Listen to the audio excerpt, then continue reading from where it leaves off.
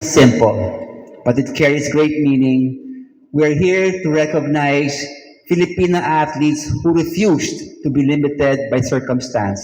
Athletes who trained, competed, and carried the country on their shoulders with discipline, courage, and pride. Their stories go far beyond medals or podium finishes. They speak of persistence, of showing up every day even when the odds are against them. And just as importantly, they open doors so that others may follow. At the Philippine Sports Commission, we believe that sports must be for all. Inclusion is not a side program. It is part of our mandate, our commitment. We continue to work closely with partners to create more opportunities for women, for persons with disabilities, and for every Filipino who dreams of representing the country. But we also recognize that programs and policies are not enough. We need role models. We need stories that inspire action, and that is why today matters. Women with disabilities often navigate a world that is not built with them in mind. And still, they rise. They build communities, they push boundaries, and they show us that excellence thrives when opportunities and support are present. Their strength is more than personal, it is transformational. In the past months, during our visits to the new National Sports Museum, we noticed something missing. There was no space dedicated to our para-athletes. For athletes who have brought so much pride to the nation, that absence was clear. So today, we begin to address that. And it's only fitting that we do this now, on Women with Disabilities Day, starting with our Filipina Paralympians. There is no better time to give them recognition they have long and rightfully deserved. As we honor our Filipinas who have won medals in the Paralympics and unveil this exhibit, we are preserving history and sending a clear message. Their achievements will be remembered and their legacy will guide and inspire the next generations. Let us amplify the voices and dreams of women with disabilities until every young girl knows that sports belong to her too. And together, let us build a system that does not wait for courage to appear, but actively makes space for it. To our honorees, thank you. You have made the nation proud and you continue to inspire us to do better. To everyone here, maraming salamat for being part of the shared commitment to inclusion and excellence in Philippine sports. Magandang umaga at maraming salamat. Thank you so much once again, Commissioner Walter Francis Torres. Salamat po. We sincerely appreciate Commissioner Torres for opening our activity, our program, with such thoughtful insights. Maraming salamat po.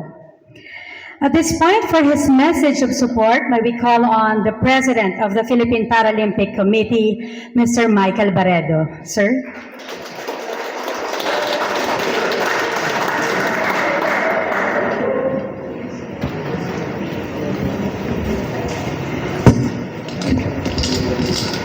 Thank you very much.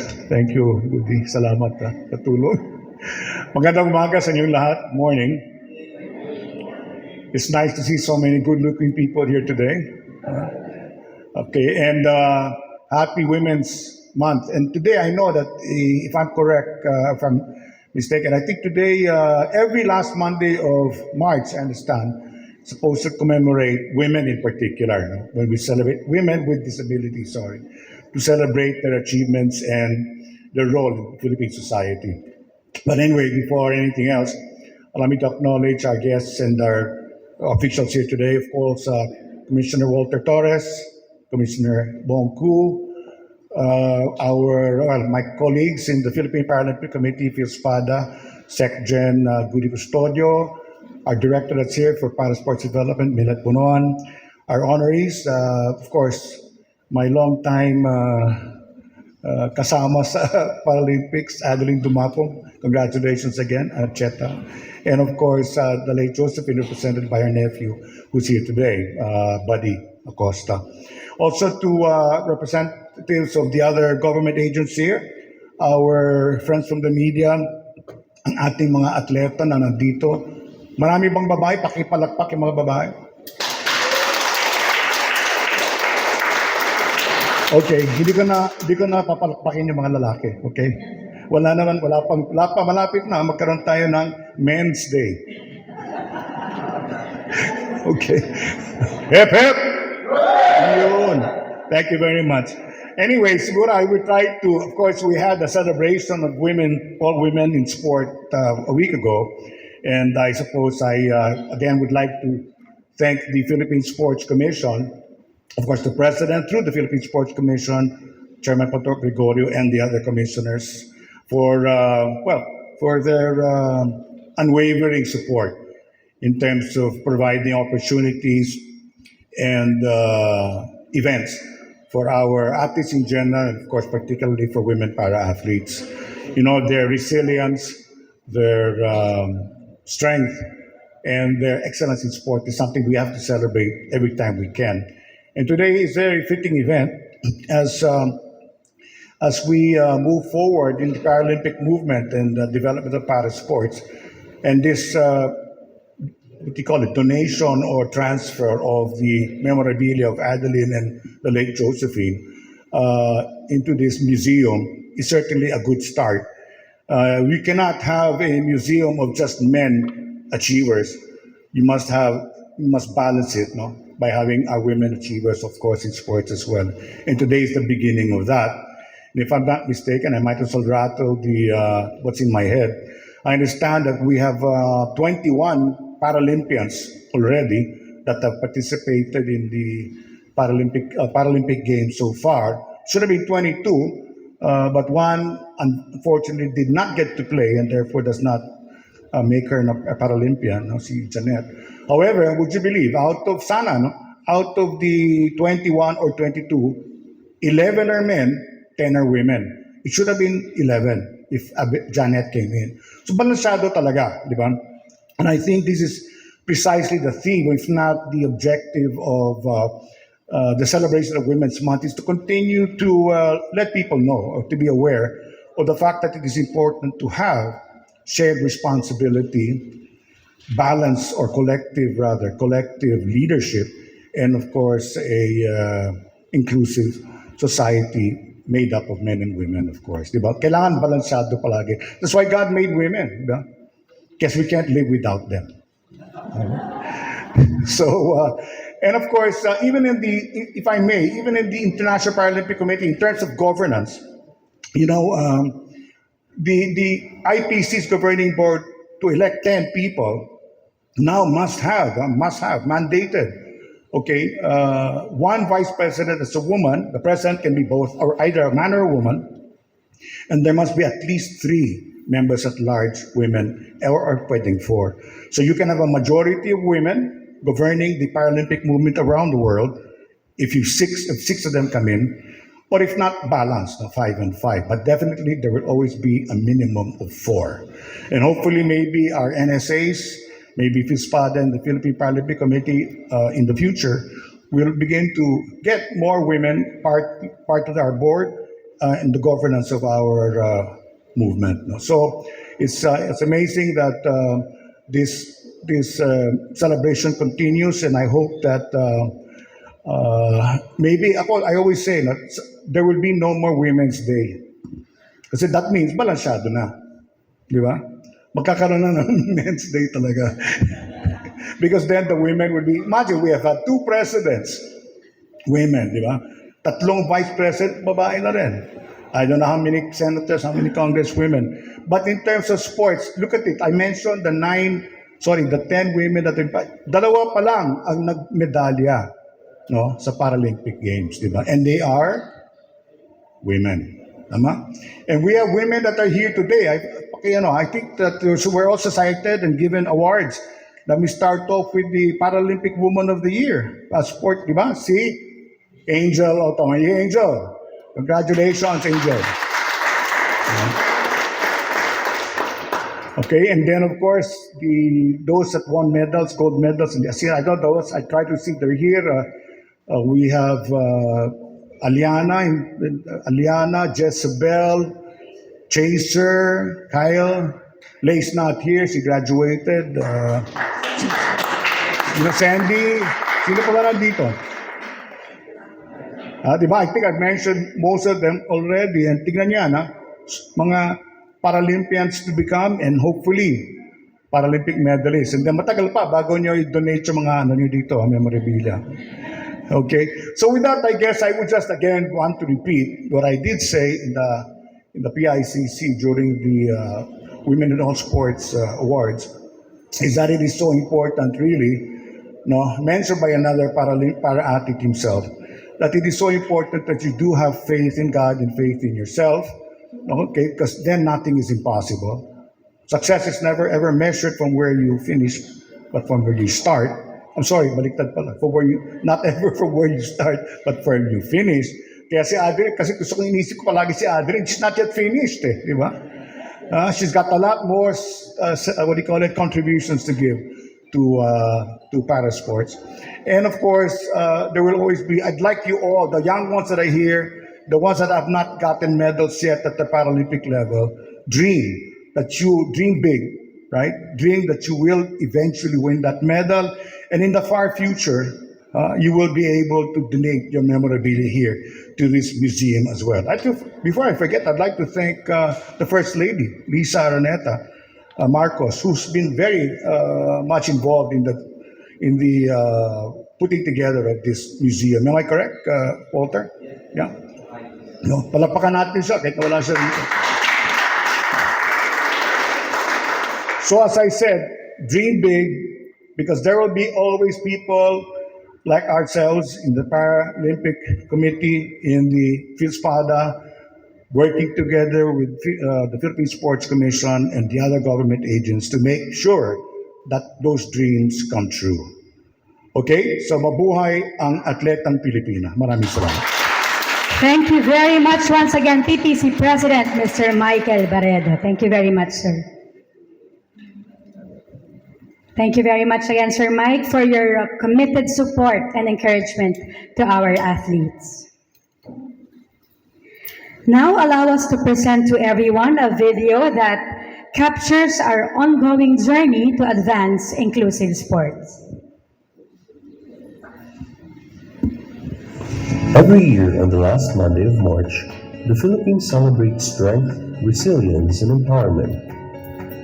Through Presidential Proclamation Number 744, Series of 2004, this day is recognized as Women with Disabilities Day, honoring women who continue to break barriers and inspire change. This year, the celebration goes beyond recognition.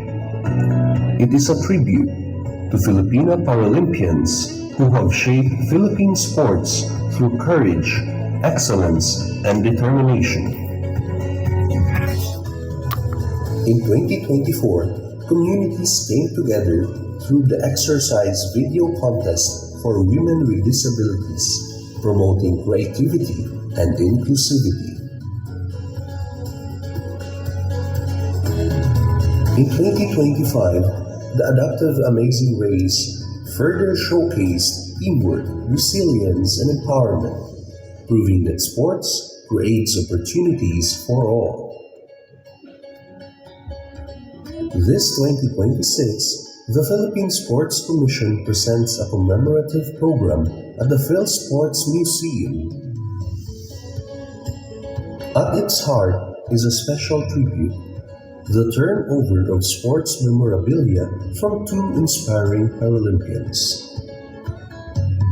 Adeline Dumapo and the late Josephine Medina.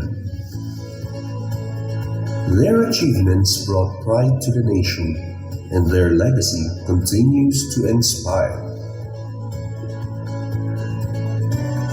As we celebrate Women with Disabilities Day 2026, we honor not just victories, but stories of perseverance, courage, and breaking limits.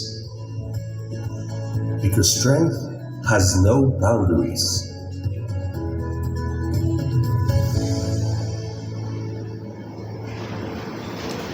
The activities we have seen reflect the progress we've made in promoting inclusion these last 2 years.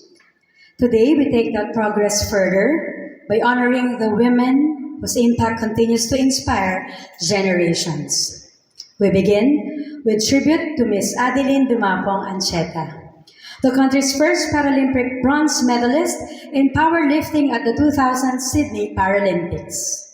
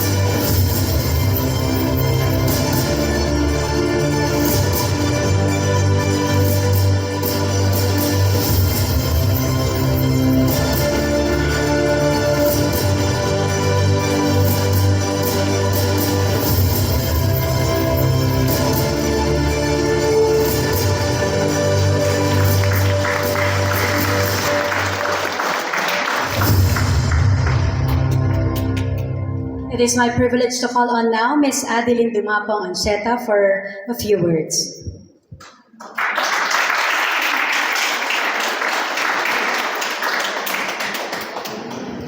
Good morning. May kodigo po ako kasi madaldal po ako, baka abutin tayo ng 20 minutes.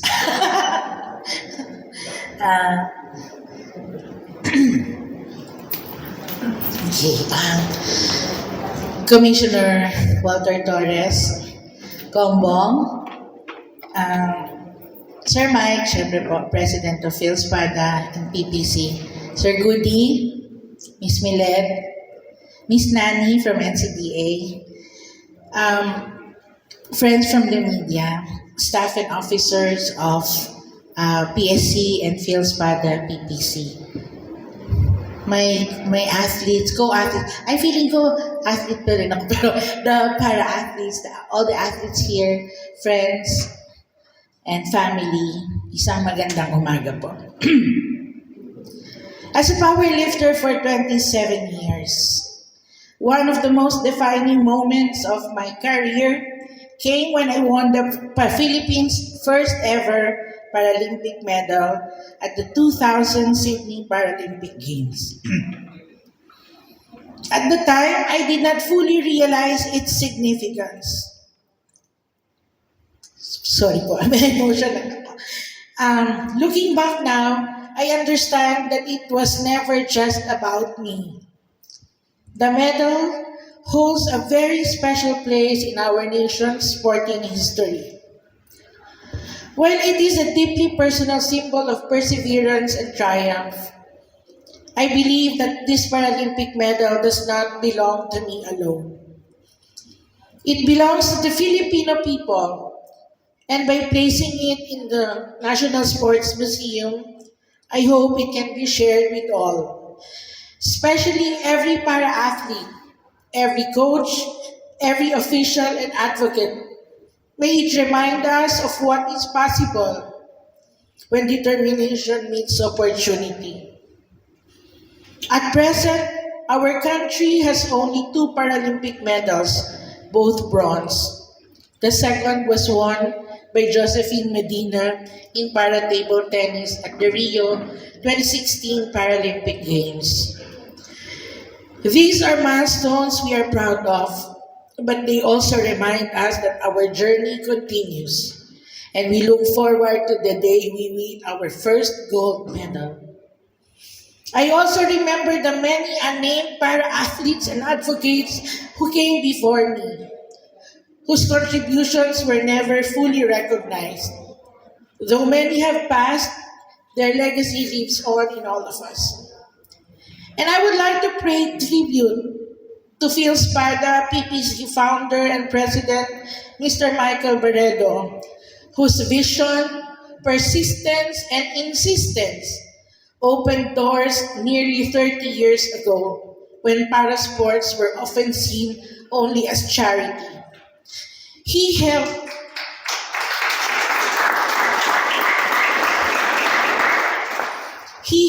pave the way for all of us. To the Philippine Sports Commission, Phil Spada, PPC, and everyone who has worked tirelessly, maraming salamat po. Because of you, we are able to train, to compete, and be seen. To my fellow para-athletes, coaches, and especially women with disabilities, be fearless, be visible. Compete not only for your sport, but compete with purpose too. Use your voice to advocate and uplift others in your communities. Yes, medals matter, but what we do goes beyond medals. We are shaping a movement, rewriting narratives, and opening doors for those who will follow.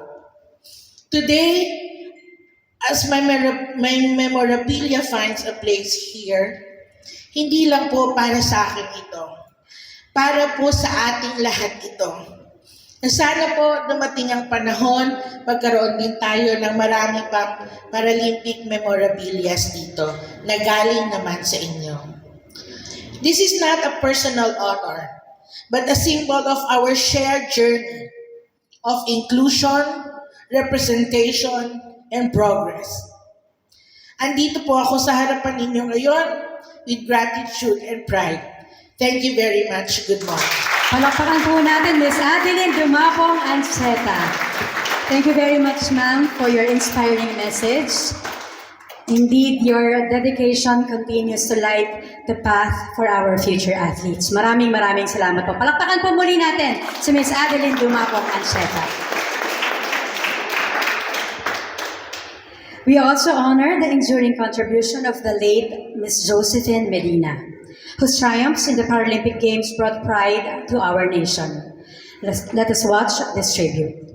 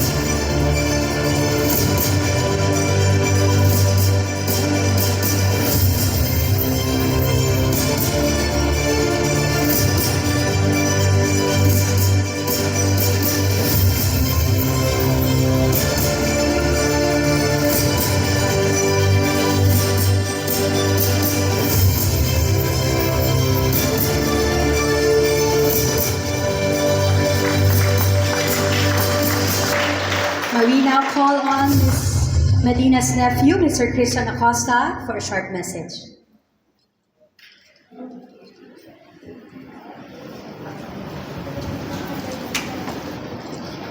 Hello, good morning. Today we honor the inspiring journey of Josephine Medina, a true symbol of courage and determination.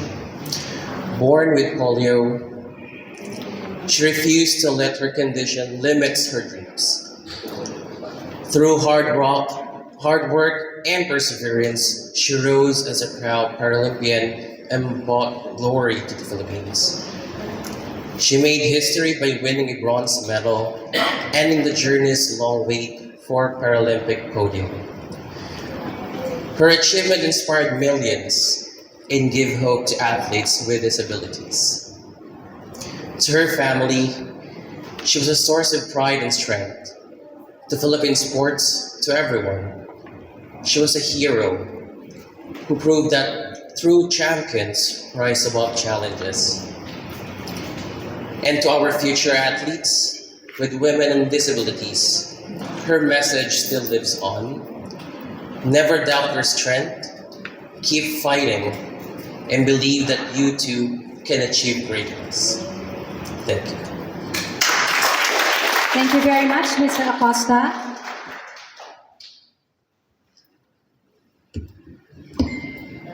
Thank you once again, sir, for representing Ms. Medina so meaningfully during this activity.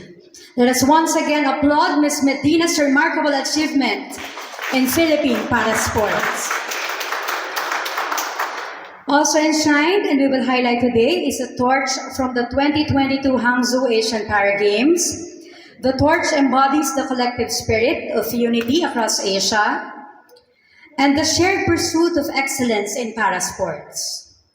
It reminds us that the triumphs of our Filipino Paralympians are part of a broader movement, one that celebrates resilience and inclusion across nations, while keeping the spotlight firmly on the stories we honor today. Ladies and gentlemen, we now reach the highlight of today's event, the unveiling of the exhibit area, where we will honor the legacy of Filipina Paralympian medalists. This exhibit is more than a display, it is a lasting tribute to courage, achievement, and inspiration. Their heritage continues to shape the future of Philippine parasports for women. We now invite PSC Commissioner Walter Francis Torres and Commissioner Olivia Bongku to lead the unveiling of our exhibit area.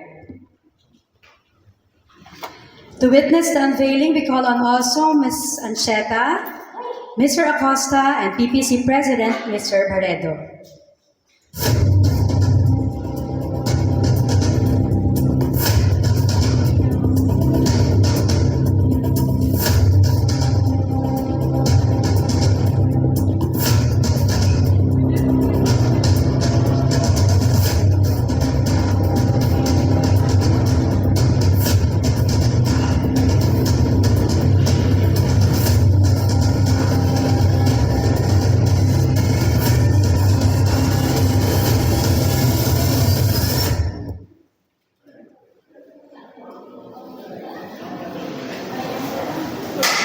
A round of applause, everyone, as we officially unveil the exhibit area where memorabilia of the para-athletes' sports triumphs will be showcased. This unveiling, ladies and gentlemen, marks a milestone in preserving the legacy of our Paralympians.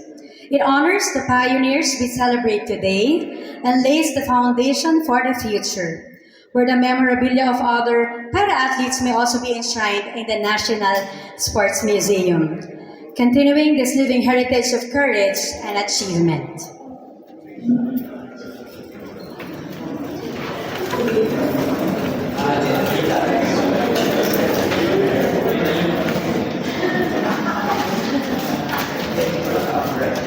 May we request our officials and our honorees for a group photo at the exhibit area.